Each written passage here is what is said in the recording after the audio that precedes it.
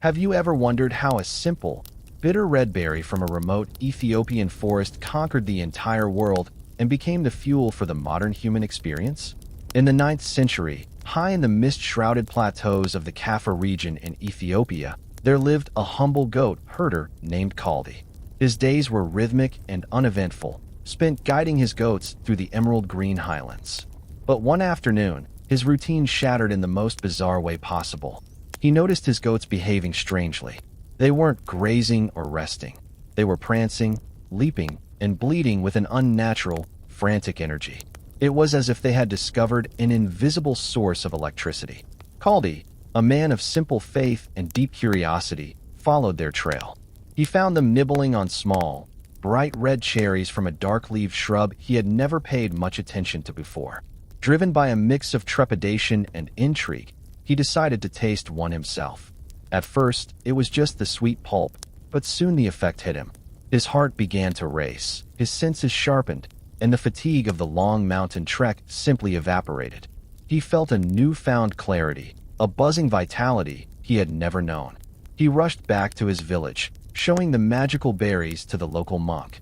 But the monk, fearing that anything capable of altering the mind so profoundly must be the work of the devil, threw the handful of berries into the roaring hearth. As the cherries burned, a thick, intoxicating aroma began to fill the chamber, a scent so rich, so roasted, and so heavenly that it forced the monks to rake the glowing beans out of the ashes. They crushed them to extinguish the embers and, in a stroke of genius, dropped them into a vessel of hot water.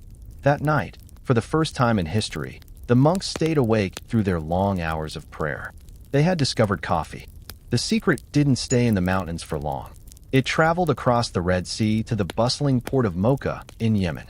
By the 15th century, the first true coffee houses, known as kaveh, began to appear. These were not just places to drink. They were the schools of the wise. Musicians played, chess games were played with intensity, and conversations flowed like wine. This was the birth of the public sphere.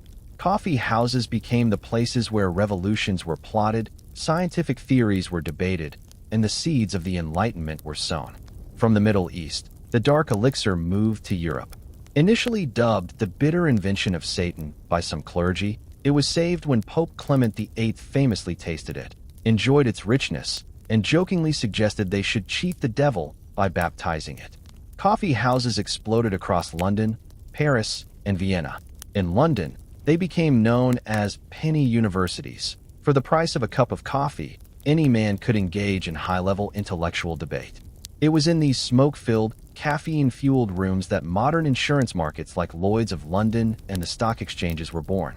Coffee had moved from an Ethiopian goat herder's curiosity to the engine of global commerce. It fueled the thinkers of the Enlightenment, kept the workers of the Industrial Revolution moving, and today, it connects billions of people every single morning. Every time you hold that warm mug, you are participating in a story that began 1,000 years ago with a dancing goat, a daring herder, and a burning fire. It is not just a drink. It is the liquid history of human ambition.